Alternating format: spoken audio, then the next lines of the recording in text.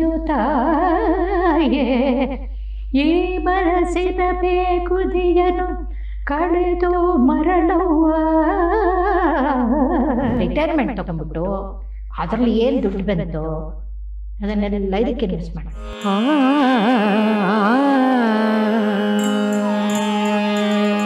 ನಾನು ಹಾಡಿದ್ದೀನ ಅಥವಾ ಮೃದಂಗ ಹಾಡಿದ್ಯಾ, ಅಥವಾ ಮೃದಂಗಕ್ಕಾಗಿ ನಾ ಹಾಡಿದ್ದೀನ ಅಥವಾ ನನಗಾಗಿ ನೀವು ನುಡಿಸಿದ.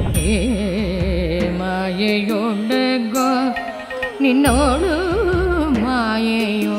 ಸಹೋದರಿ ಅಥವಾ ತಾಯಿ ಮನೋಭಾವನೆಯಿಂದ ನೋಡೋ ಥರದಲ್ಲಿ ನನ್ನ ಕ್ರಿಯಾಗೆಲ್ಲರೂ ನೋಡ್ಕೊಂಡಿದ್ದಾರೆ.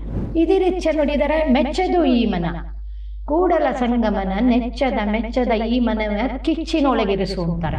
ಬಡವರೊಳಗೆ ನನ್ನಂತೆ ಬಡವರಿಲ್ಲ. ಯಾಕೆ ಬಂದಿದ್ದೀರಾ ಎಮ್ಮೆಗೆ ಅಂದರೆ time pass, music and time pass ಇಟ್ಕೊಳ್ಳೋ ಥರ ಬಂದೋಯ್ತಾ. ಚಿಕ್ಕ ವಯಸ್ಸಿಂದ ಕೊನೆವರೆಗೂ ಅಲ್ಲೇ ಇದ್ದವರು ಕಾಲ ಕಳೆದವರು. ನನಗೆ ಈ ಸಿದ್ಧಾಂತ ಹೇಗಪ್ಪ ಸಾಧ್ಯ?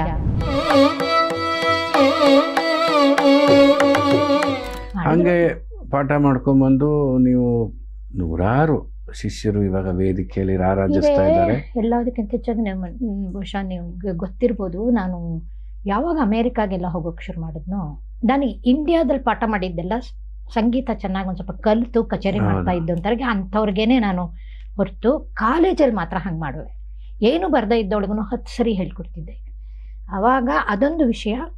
ಅಮೇರಿಕಾಗೆ ಹೋದಾಗ ತುಂಬ ಜನ ಪಾಪ ಸಂಗೀತ ಕಲಿಸ್ಬೇಕು ಅಂತ ಇಲ್ಲೆಲ್ಲ ಬಿಟ್ಬಿಟ್ಟು ಹೊಟ್ಟೋಗಿರ್ತಾರಲ್ಲ, ಅವ್ರಿಗಲ್ಲೊಂದು ಮಕ್ಕಳಿಗೆ ಬರಬೇಕು ಅನ್ನೋ ಆಸೆ. ಆದ್ದರಿಂದ ತುಂಬ ಕಷ್ಟಪಡ್ತಿದ್ರು.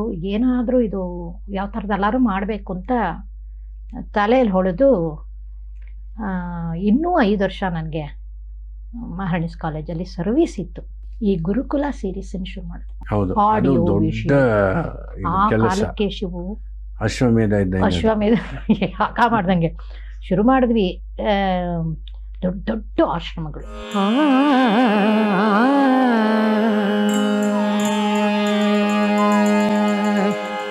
ಯಾಕೆಂದರೆ ಒಂದು ಗುರುಕುಲದ ಅಟ್ಮಾಸ್ಫಿಯರ್ ಗೊತ್ತಾಗಬೇಕು ಅಂತ. ನಾನು ಒಂದು ಸರಿ ಗುರುವಾಗಿ ಹೇಳ್ಕೊಟ್ರೆ ಇನ್ನು 10 ಜನ ಸ್ಟೂಡೆಂಟ್ಸು ಅದರಲ್ಲಿ ಸ್ವರ ಮತ್ತು ಸಾಹಿತ್ಯ ಎಲ್ಲವುದನ್ನು 10 ಸರಿ ರಿಪೀಟ್ ಮಾಡಿರ್ತಾರೆ.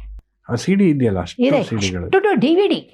DVD ಆಡಿಯೋ ವಿಷಯಲ್ಲೂ ಒಂದೊಂದು ಯೂನಿಟಲ್ಲಿ 40 ಜನ ಕೆಲಸ ಮಾಡಿದ್ದೀವಿ. ಅದರೊಳಗೆ ಏನು ಅಂದರೆ ಅಷ್ಟೊತ್ತಿಗೆ ನಾನು ರಿಟೈರ್ಮೆಂಟ್ ತೊಗೊಂಡ್ಬಿಟ್ಟು ಅದರಲ್ಲಿ ಏನು ದುಡ್ಡು ಬಂತು ಅದನ್ನೆಲ್ಲ ಇದಕ್ಕೆ ಇನ್ವೆಸ್ಟ್ ಮಾಡಿದೆ.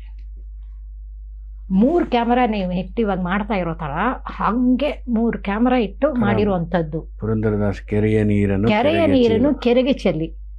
ಅಷ್ಟೊತ್ತಿಗೆ ಮಕ್ಕಳು ಅಮೇರಿಕಾಗೆ ಹೊಟ್ಟೋಗಿದ್ರು.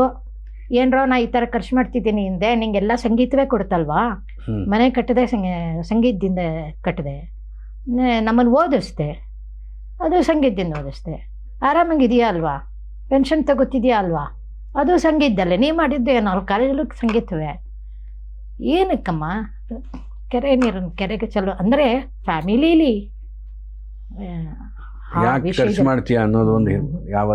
ಆ ವಿಷಯದಲ್ಲಿ ಶ್ರೀನಾಥ್ ಆಗಲಿ ನನ್ನ ಮಕ್ಕಳಾಗಲಿ ಏನಾರು ಬೇಕಾದ್ರೆ ಹೇಳು ನಾವು ಕಳಿಸ್ತೀವಿ ಅನ್ನೋ ಅಷ್ಟು ಥರದಲ್ಲಿ ಇರೋದು ನನ್ನ ತುಂಬ ದೊಡ್ಡ ಪುಣ್ಯ. 500 ಗಂಟೆ ತಂದಿದ್ದೀನಿ ಶಿವು ನಾನು ಕೊಡುಗೆ. ಮತ್ತೆ ನನಗೆ ಜ್ಞಾಪಕ ಇದೆ, ನಿಮ್ಮ ರಚನೆಗಳನ್ನೆಲ್ಲ ದೊಡ್ಡ ದೊಡ್ಡ ಸಂಗೀತಗಾರರು ಹಾಡಿದ್ರು. ಅದರಲ್ಲೂ ಕೆಲವುದಕ್ಕೆ ನಾನು ನುಡಿಸಿದ್ದೀನಿ. ನೀವು ನುಡಿಸ್ತಾ ಇರೋದಿಲ್ಲ. ಮೊನ್ನೆ ಯಾವುದೋ ಒಂದು ದೇವ್ರ ನಾಮ ನಾನು 101 ಆಲ್ಬಮಲ್ಲಿ ಅದನ್ನ ವಿಡಿಯೋ ಮಾಡೋಣ ಅಂತ ಹೊರಟಿದ್ದೀನಿ ಈಗ. ಅದೊಂದು ಅದರಲ್ಲಿ ದೇವ್ರ ನಾಮದಲ್ಲಿ ಇದೆಷ್ಟು ಚೆಂದ ನುಡಿಸಿದಾರಪ್ಪ ಅಂದ್ರೆ ತಕ್ಷಣ ನಂಗೆ ಅನಿಸ್ತಿದೆ ಶಿವು ಅಲ್ಲದೆ ಆ ಎಫೆಕ್ಟ್ ಕೊಡೋಕ್ಕೆ ಸಾಧ್ಯವೇ ಇಲ್ಲ ಅಂತ. ಅದು ಹೆಂಗೆ ಅಂದರೆ ಬಯಲೊಳಗೆ ಆಲಯವೋ ಬಯಲೊಳಗೋ, ಅದು ಕನಕದಾಸರ ಸಾಹಿತ್ಯ. ಅದು ನೀ ಮಾಯೆಯೊಳಗೋ ನಿನ್ನೊಳ ಅದರಲ್ಲೊಂದು ಟೇಕ ಕೊಟ್ಕೊಂಡು ಬಂದಿದ್ದೀರಾ ನೀವು. ನಾನು ಹಾಡಿದ್ದೀನ ಅಥವಾ ಮೃದಂಗ ಹಾಡಿದ್ಯಾ, ಅಥವಾ ಮೃದಂಗಕ್ಕಾಗಿ ನಾ ಹಾಡಿದ್ದೀನ ಅಥವಾ ನನಗಾಗಿ ನೀವು ನುಡಿಸಿದ್ದೀರಾ. ಅಷ್ಟು ಚೆನ್ನಾಗಿದೆ. ನಾನು ಕಳಿಸ್ತೀನಿ ಅದನ್ನು ನಿಮ್ಮ ರೆಕಾರ್ಡಿಂಗ್. ಅಷ್ಟು ಚೆನ್ನಾಗಿದೆ ಅದು. ಮಾಯೆಯೊಳಗೋ ನಿನ್ನೋಳು ಮಾಯೆಯೋ ನೀ ದೇಹದೊಳಗೋ ನಿನ್ನೋಳು ದೇಹವೋ ಕೃಷ್ಣ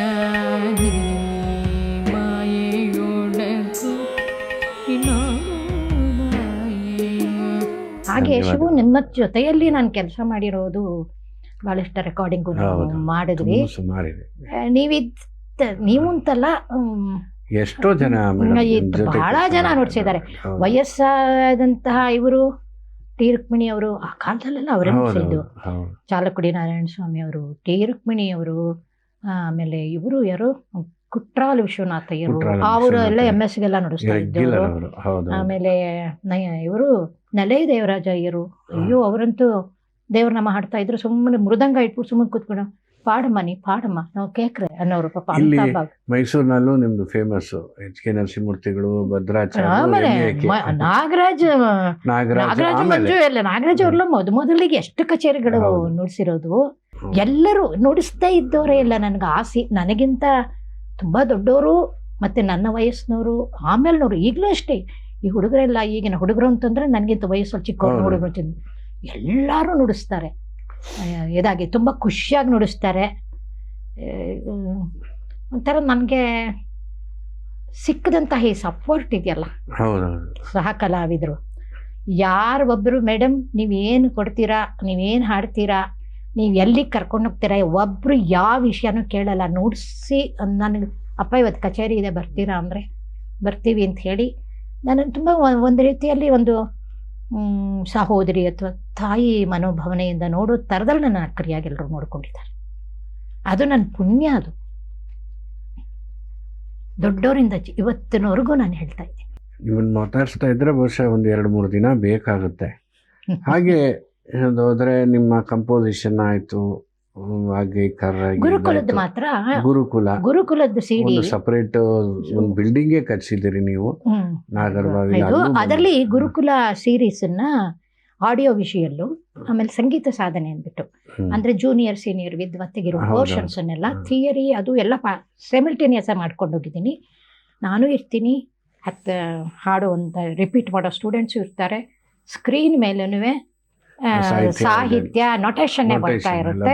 ಇಷ್ಟಲ್ಲದೆ ಡಿಸ್ಕ್ರಿಪ್ಷನ್ ಅಲ್ಲಿ ಬೇರೆ ಕೊಡ್ತೀವಿ. ಅದನ್ನ ಮೊದಲು ಒಂದು ಕಂಪನಿ ಅದನ್ನ ಮಾಡ್ತಾ ಇದ್ರು. All over world it is accepted. ತುಂಬಾ ಪ್ರಚಾರದಲ್ಲಿರುವಂಥದ್ದು ಇದು ನನ್ನ ಆ ಕೆಲಸ.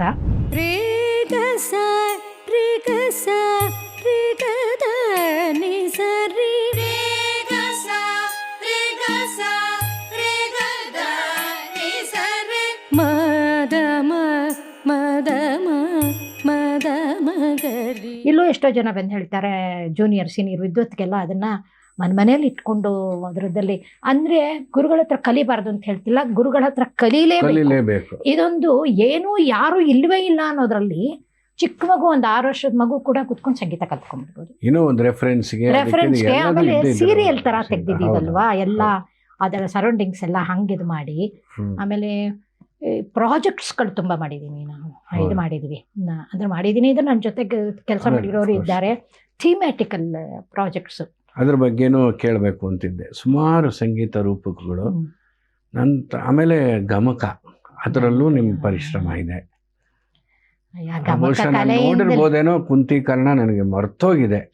ಅದು ಕುಚಲಾಂಬನಲ್ಲಿ ಕರ್ನಾಟಕ ನಿಮ್ಮ ತಂದೆಯವರು ಅಲ್ಲಿ ಇದು ಸೆಕ್ರೆಟರಿ ಫೌಂಡರ್ ಮೆಂಬರು ಕುಚಲಾಂಬನಲ್ಲೇ. ನಾನು ಜಯಮ್ನವ್ರು ಅವರನ್ನ ನೆನ್ಸ್ಕೋಬೇಕು. ಜಯಮ್ನವ್ರನ್ನ ಮಾತ್ರ ಪಾಪ ಅಯ್ಯೋ ಏನು ಹಾಡೋರು ಜಯ ಅವರು. ನಾನು ಕೃಷ್ಣನ್ ಕ್ಯಾರೆಕ್ಟರ್ ಮಾಡಿದ್ದೀನಿ, ಅವ್ರ ಕರ್ಣ. ನಾನು ಆಮೇಲೆ ಜಯ ಅವ್ರು ಮಾಡಲಿಲ್ಲ ಅಂದಾಗೆಲ್ಲ ನಾನು ಕರ್ಣ ಮಾಡಿದ್ದೀನಿ. BS ಕೌಶಿಕ್ ಅವರ ನಿರ್ದೇಶನ. ಅವಾಗೆಲ್ಲ ಸುಕನ್ಯಾ ಪ್ರಭಾಕರನ್ ಸರಿ ನನ್ನ ಜೊತೆ ಕೃಷ್ಣ ಮಾಡಿದ್ರು.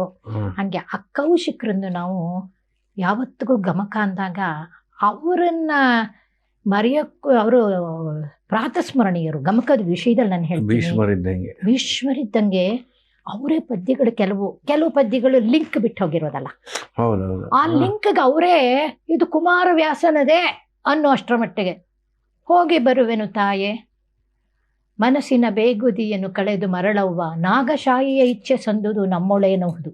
ನೀವು ಹೋಗು, ಅವನು ಹೇಳಿ ಕಳಿಸಿದ್ದಾನೆ, ಅದನ್ನು ಬನ್ನಿ ಕೇಳಾಯ್ತು, ನಾ ಬಿಡಲ್ಲ ಆಯ್ತಾ. ಇದು ಅವರದ್ದು. ಅದನ್ನು ಷಣ್ಮುಖ ಪ್ರಿಯದಲ್ಲಿ ನಾವು ಹಾಡಿಬಿಟ್ರೆ ನಮಗೆ ಫ್ರೀಡಮ್ಮು. ಗಮಕದಲ್ಲಿ ಇಷ್ಟೇ ಹೀಗೆ ಹಾಡಬೇಕು ಅನ್ನೋದಿಲ್ಲ. ಅವರು ತಿರುಗಿ ನಾಟಕ ಅಲ್ವಾ, ಹ್ಮ್. ತಿರುಗಿ ಮುರುಗಿ ಆ ಸಾಹಿತ್ಯನ ಹೋಗಿ ಬರುವೆನು ತಾಯೇ ತಾಯೇ ಹೋಗಿ ಬರುವೆನು ನಾಗಶಾಯ ಇಚ್ಛೆ ತಂದ್ಬಿಡ್ತು ಇಚ್ಛೆ ನಾಗಶಾಯ ಇದು ಸಂದುದು ಅಂತ ಸಿ ನಾವು ಅಂದ್ರೆ ಹಾಡೋನ್ಗೆ ಅರ್ಥ ಮಾಡಿಸ್ಬೇಕು, ಕೇಳೋರ್ಗೆ ಅರ್ಥ ಮಾಡಿಸ್ಬೇಕು, ನೋಡೋರ್ಗೆ ಇದು ಮಾಡಬೇಕು. ರಾಗದಲ್ಲಿ ಏನೇನು ಆ ಲಕ್ಷಣ ಏನೇನು ಸಂಗತಿಗಳು ಹಾಡ್ಬೋದು ಅಷ್ಟು ಫ್ರೀಡಮ್ಮು. ಒಂದೊಂದು ಪದ್ಯವನ್ನೇ ನಾವು ಎಷ್ಟೊಟ್ಟು ಸರಿ 6-7 ನಿಮಿಷ ಒಂದೊಂದು ಪದ್ಯವನ್ನ 3 ಅವರ್ ನಾಟಕ ಅನ್ನೋದು ಮುಗೀತಾನೆ ಇರಲಿಲ್ಲ. ಒನ್ಸ್ ಮೋರ್ ಬೇರೆನೆ ಈ ರೀತಿಯಲ್ಲಿ. ಆಮೇಲೆ ಆ ರಾಗವನ್ನು ಹಾಕಿರೋರು ಕೌಶಿಕರು. ನಾನು ಮೊನ್ನೆನೂ ಯಾರಿಗೊಬ್ರಿಗೆ ಪಾಠ ಮಾಡ್ತಾ ಹೇಳ್ತಾ ಇದ್ದೆ, ಆ ಕೌಶಿಕರು ಹಾಡುವುದ ಆ ರಾಗದ ಮಟ್ಟ ಇದೆಯಲ್ಲ, ಅದು ಎಷ್ಟೋ ಸಂಗೀತ ಕಲಿತು ನಾವು ಅರ್ಧ ಗಂಟೆ 3/4 ಗಂಟೆ ಆ ರಾಗಾಲಾಪನೆ ಮಾಡಿದ್ರು ಆ ಎಫೆಕ್ಟ್ ಬರಲ್ಲ. ಆ ಒಂದು ಸಂಗತಿಲಿ ಆ ಎಸೆನ್ಸ್ ಕೊಡೋರು ನೆನಪಿಸ್ಕೊಳ್ಬೋದಾ ಮೇಡಮ್? ಯಾವ್ದಾದ್ರು ನೆನಪಿಸ್ಕೊಳ್ಬೋದಾ ಅವ್ರು ಹಾಕಿದ್ದು ಮಟ್ಟು? ಹೋಗಿ ಬರುವೆನು ತಾಯೇ ಈ ಮನಸ್ಸಿನ ಬೇಕುದಿಯನು ಕಳೆದು ಮರಳವ್ವ ನಾಗಶಾಯಿಯ ಇಚ್ಛೆ ಸಂದುದು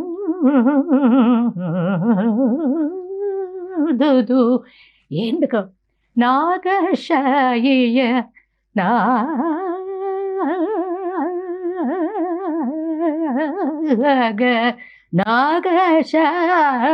ನಾಗಶಾಯಿಯ ಇಚ್ಛೆ ಸಂದುದು ನಮ್ಮೂರೇ ನವುದು ಅಂದರೆ ಅಲ್ಲಿ ನಮ್ಮ ಹತ್ರ ಏನಿದೆಯಪ್ಪ ಅನ್ನೋದನ್ನ ನಮ್ಮೊಳೆ ನವುದು ಕೃಷ್ಣದ ಇಚ್ಛೆ ಸಂದುದು ನಮ್ಮೊಳೆ ನವುದು ಅಂದರೆ it is A dialogue with A ರಾಗ. ಹೌದು, ಅದರ ವಿಷಯನೇ ಬೇರೆ. ಹೌದು. ಅದು ಏನು ಅಂದರೆ ಸಾಹಿತ್ಯ ದೃಷ್ಟಿಯಿಂದಲೂ ನಿಮಗೆ ಕಂಟ್ರೋಲ್ ಇರಬೇಕು. ಸ್ಪಷ್ಟತೆ ಇಲ್ಲ, ಕಂಟ್ರೋಲ್ ಇರಬೇಕು ಆ ಸಾಹಿತ್ಯದ ಬಗ್ಗೆ. ಅದು ಕುಮಾರವ್ಯಾಸನ ಪದ್ಯಗಳು ಹೇಳಿದ್ದು ಹಳೆಗನ್ನಡದ ಸ್ಪಷ್ಟತೆ ಇರಬೇಕು. ಬಹುಶಃ ನೋಡಿ, ಹಳೆಯ ಕಾವ್ಯಗಳು ಅದನ್ನೆಲ್ಲ ಇವತ್ತಿಗೂ ಜೀವಂತವಾಗಿ ಇಟ್ಟಿರೋದು ಅಂದ್ರೆ ಬಹುಶಃ ಗಮಕ ಕಲೆ. ಡೆಫಿನೆಟ್ ಆಗಿ ಇಟ್ಟಿರೋದು ಅಂದ್ರೆ ಅದು. ಆದ್ರೆ ಆ ಗಮಕ ಕಲೆಗೆ ಕೊಡಬೇಕಾದಂತ ಪ್ರೋತ್ಸಾಹವೂ ಇವತ್ತಿಲ್ಲ, ಕಷ್ಟ ಆಗ್ಬಿಟ್ಟಿದೆ. ಎಲ್ಲವೂ ಹಂಗೆ ಆಗಿದೆ ಅಲ್ವಾ ಇವಾಗ. ಸಂಗೀತದಲ್ಲೂ ಶಿವು ನಾನು ಹೇಳ್ತಿದ್ದೀನಿ, ಆ ಸಂಗೀತಗಾರರು ಆಗಿದ್ದದ್ದು ಹೇಗೆ ಇವಾಗ ನಮ್ಮನ್ನ ಆಯ್ತಪ್ಪ ನಾವು ಅದರಲ್ಲೇ ಇದ್ರೂ ಅದರಲ್ಲಿ 20% ನಮಗಿಲ್ಲ ಅನ್ನೋದು ಹೇಗೆ? ವೈ ಅಲ್ವಾ? ಅಲ್ಲಿ 80% ಇದ್ದಿದ್ದು ಆ ಕಾಲಕ್ಕೆ ಅವ್ರಿಗೇನೂ ಇರಲಿಲ್ಲ, 80% ಸಂಗೀತ ಇತ್ತು. ಇವಾಗ ನಮಗೆ 100% ಎಲ್ಲವೂ ಇದೆ, 20% ಸಂಗೀತನ ಅಂತ ಅಲ್ಲ. ನನ್ನ ಬಗ್ಗೆನೇ ಯೋಚನೆ ಮಾಡ್ತಿರೋದು, ಮಿಕ್ಕರ ಬಗ್ಗೆನೇ ಹೇಳ್ತಾ ಇಲ್ಲ. ನಾನು ತುಂಬ ಯೋಚನೆ ಮಾಡ್ತೀನಿ, ಯಾಕೆ ನಂಗೆ ಪರಿಸರ ಇರಲಿಲ್ವಾ, ವಾಯ್ಸ್ ಇರಲಿಲ್ವಾ, ಅಲ್ಲಿ ಹೋಗಿ ಕಲ್ತಿಲ್ವಾ, ಇಷ್ಟೆಲ್ಲ ವಿಷಯಗಳು ಗೊತ್ತಿಲ್ವಾ, ಆದರೂ ಯಾಕೆ ಆಗಕ್ಕಾಗಲಿಲ್ಲ? ಕಾಲಮಹಿಮೆಯನ್ನ ಒಂದು ಯಾವಾಗಲೂ ಅನಿಸ್ತಾ ಇರುತ್ತೆ, ಅಷ್ಟು ಜನ ದೊಡ್ಡವರು ಕರ್ನಾಟಕದಲ್ಲಿ ಇರ್ಬೋದು, ಆಂಧ್ರ ಅಥವಾ ಎಲ್ಲ ದಕ್ಷಿಣ ಭಾರತದಲ್ಲಿ ಒಬ್ಬೊಬ್ರು ಒಂದೊಂದು ಶೈಲಿ ಅದನ್ನ ಹೆಂಗೆ ರೂಪಿಸ್ಕೊಂಡ್ರು, ಅದು ನೆನೆಸ್ಕೊಂಡ್ರೆ ನಡ್ಕೊ ಬರುತ್ತೆ. ಇಂಡಿವಿಜುವಲ್ ಯೂನಿವರ್ಸಿಟಿ ಬೇರೆ ಬೇರೆ ಥರದ್ದು ಪ್ರಚಲಿತಲ್ಲದ ಇದ್ರೂ ಒಬ್ಬೊಬ್ರು ಅವ್ರವ್ರದೇ ಆಗಿ ಮಾಡ್ಕೊಂಡು ಇವತ್ತಿಗೂ ಜೀವಂತವಾಗಿ ನಮ್ಮ ಜೊತೆಗಿದ್ದಾರೆ. ಅದನ್ನೇ ನಾನು ಹೇಳ್ತಿರೋದು. ಅವರು ಅವರನ್ನು ಕಂಡುಕೊಂಡ್ರು, ನಾವು ನಮ್ಮನ್ನು ಕಂಡುಕೊಂಡಿಲ್ಲ. ನಾವು ನಮ್ಮನ್ನು ಕಂಡುಕೊಳ್ಳೋಕೆ ನಮಗೆ ಟೈಮೇ ಇಲ್ಲ. ನಾವು ಸುಮ್ಮನೆ ಹೊರಗಡೆಯಲ್ಲಿ ಏನಿದೆ, ನನಗೆ ಯಾರು ಚಪ್ಪಾಳೆ ತಟ್ತಾನೆ, ನನಗೆಲ್ಲ ದುಡ್ಡು ಬರುತ್ತೆ, ಅಲ್ಲ ಇರಬೇಕು, ಎಲ್ಲವೂ ಇರಬೇಕು, ಇಲ್ಲ ಅಂತ ನಾನು ಹೇಳ್ತಿಲ್ಲ.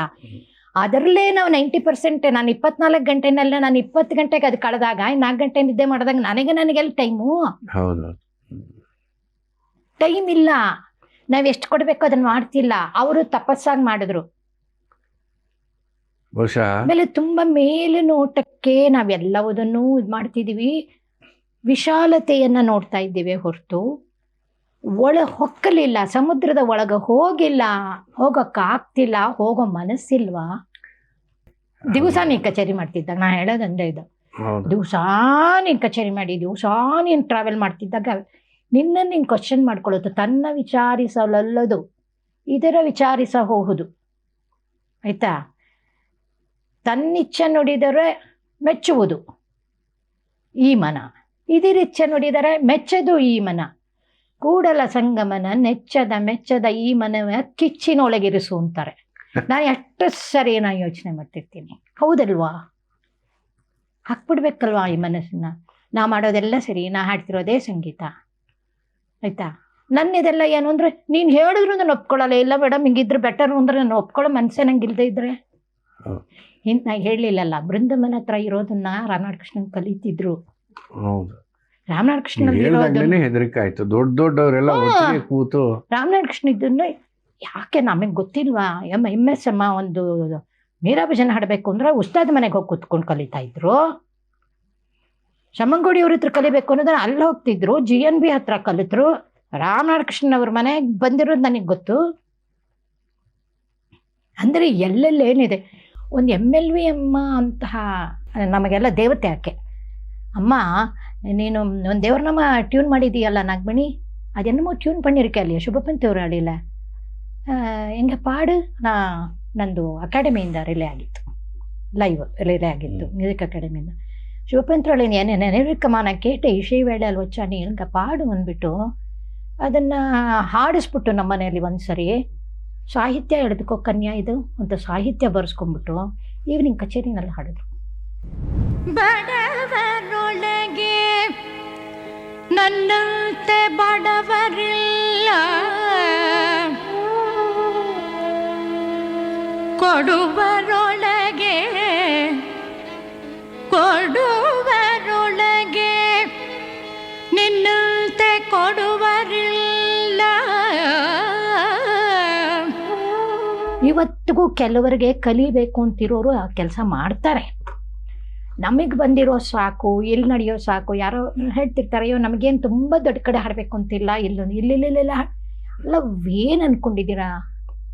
Time pass madam. ನಿಜವಾಗಿಯೂ ಮೊನ್ನೆ ಹುಡುಗಿರ ಕ್ಲಾಸಲ್ಲಿ ಹೇಳ್ತಾರೆ ತುಂಬ ಟೈಮ್ ಪಾಸ್. ಯಾಕೆ ಬಂದಿದ್ದೀರಾ MAಗೆ ಅಂದರೆ ಟೈಮ್ ಪಾಸ್. ಮ್ಯೂಸಿಕನ್ನು ಟೈಮ್ ಪಾಸ್ಗೆ ಇಟ್ಕೊಳ್ಳೋ ಥರ ಬಂದೋಯ್ತಾ? ಎಲ್ಲೇ ಹಾಡಲಿ ಆ ಸೀರಿಯಸ್ನೆಸ್ ಇರಲೇಬೇಕು. ಇಲ್ಲ, ತಪಸ್ಸಲ್ಲ, ತಪಸ್ಸಾಗದೆ ಇದ್ರೆ ತಪಸ್ಸು. ನಮ್ಮ ಕೈಲಾದಷ್ಟು ತಪಸ್ಸು ಮಾಡಿಕೊಂಡು ನಾವು ಮಾಡ್ತಿರೋದು ಸರಿನಾ ತಪ್ಪ. ಈಗ ರುಚಿ ನೋಡ್ಬಿಟ್ಟು ಅಡುಗೆ ಪರವಾಗಿಲ್ಲ ನಾವು ಮಾಡಿರೋದು ಅಂದ್ಕೊಳ್ಳಲ್ವಾ? ಹಾಗೆ ನನ್ನ ಸಂಗೀತ ಪರವಾಗಿಲ್ವಾ? ನನಗೆ ನನ್ನ ಸಂಗೀತ ರುಚಿಸ್ತಾ ಇರುವ ನಿಮ್ಗೆ ಹೆಂಗೆ ರುಚಿಸ್ತದು? ಅದರಲ್ಲೂ ಈಗಿನ ಕಾಲದಲ್ಲಿ ನಾವೇ ರೆಕಾರ್ಡ್ ಮಾಡಿ ನಾವೇ ಕೇಳ್ಬೋದು, ಅವಾಗಲೇ ಗೊತ್ತಾಗೋದು. ಹೌದು, ಭಯ ಆಗ್ಬಿಡುತ್ತೆ. ನಮ್ಮ ಸಂಗೀತ ಹಾಡ್ಬಿಟ್ಟು ಬಂದು ಇನ್ನೊಂದ್ಸರಿ ನಮ್ಮನ್ನು ಕೇಳ್ಬಿಟ್ಟು ಅದಿರ್ಲಿಲ್ಲ.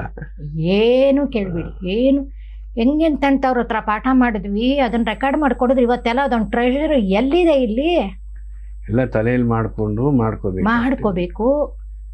ನೊಟೇಷನ್ಸ್ ಕೊಡ್ತಾ ಇರಲಿಲ್ಲ. ನಮ್ಮ ಕಾಲಕ್ಕೆ ಒಂದು ಬರವಣಿಗೆ ನಾವೇ ಬರ್ಕೊಡೋ ಅಷ್ಟಾರು ಇತ್ತು. ಹಿಂದಲ್ ಕಾಲದವ್ರಿಗೆ ಏನಡ ಕತ್ತುಂಡಯ್ಯ ಪೋಯಿಟ್ ಒಂದು ಇವ್ರಿ ಬಾಡಿ ಮಾಡಿಬಿಟ್ಟು 2 ಸರಿ ಹಾಡ್ಬಿಟ್ಟು ಬಂದಿಡ್ತಾಳೆಯಾ ಪೋ ಕತ್ಕೋ ಅಂದರೆ ಎಲ್ಲಿಂದ ಕತ್ಕೊರೋದು? ನಮಗೆ ಹಾಗೆಲ್ಲ ಹಾಡ್ಬಿಟ್ಟಿದಾರಲ್ಲ, ಹೆಂಗೆ ಜ್ಞಾಪಕ ಇಟ್ಕೊಂಡ್ರು? ಆಮೇಲೆ ಅವ್ರವ್ರ ಸ್ಟೈಲು ನೋಡಿ, ಸ್ಪೆಷಾಲಿಟಿ ಅನ್ನೋದು ಮದ್ರೇಮಣಿಯರ ಥರ ಅವ್ರ ಸ್ಟೈಲ್ ಇನ್ನೊಬ್ಬರ್ದಿಲ್ಲ, GNB ಸ್ಟೈಲ್ ಇನ್ನೊಬ್ಬರಿಗಿಲ್ಲ. ಎಲ್ಲರೂ ಒಂದೇ ಕಾಲದಲ್ಲಿ ಬದುಕಿದ್ರು. ಈ ತಿರುವಾರೂರ್ಗೆ ಹೋಗಿ ನೋಡ್ಬಿಟ್ರೆ ತ್ಯಾಗರಾಜರ ಮನೆ, ಈ ಓಣಿಲಿ ಬಗ್ಬಿಟ್ಟು ಹಲೋ ಅಂದರೆ ದೀಕ್ಷಿತ್ರ ಮನೆ, ಅಲ್ಲಿ ಅಡುಗೆ ಮನೇಲಿ ಬಗ್ಗೆ ನೋಡ್ಬಿಟ್ರೆ ಶವಶಾಸ್ತ್ರಿಗಳ ಮನೆ. ಆ ಓಣಿಗಳು ಈಗಲೂ ಹಾಗೆ ಇದೆ. 3 ಜನದ್ದು ಅದು ಎಂಥದಪ್ಪ, ಒಂದೇ ಕಾಲದಲ್ಲಿದ್ದು 3 ಜನ ಕಂಪೋಸರ್ಸ್ ಅದೇ ರಾಗಗಳಲ್ಲಿ ಮಾಡಿದ್ರು. ಅದೇ ರಾಗದಲ್ಲೂ ಮಾಡೋದು ಹೆಂಗೆ? ಆ ಸಿದ್ಧಾಂತ ಬೇರೆ, ವಿಷಯನೇ ಬೇರೆ. ಇವ್ರು ರಾಮ ಅಂದ್ರೆ ಅವ್ರ ಗುರುಗೂ ಆದ್ರು, ಅವರು ಎಲ್ಲವೂ ಅಷ್ಟೇ. ಕಾಮಾಕ್ಷಿ ಅಂದ್ರು. ಇವರು ನಡೆದ ಬಂದಂತಹ ಪರಂಪರೆ ಬೇರೆ. ಈಗ ನೋಡಿದ್ರೆ ಈಗ ಇಷ್ಟೊಂದು ತ್ಯಾಗರಾಜದೆಲ್ಲ ಓದಕ್ಕೆ ಹೋಗ್ಬಿಟ್ರೆ ಪರಂಪರೆಗಳೇ ಬೇರೆ.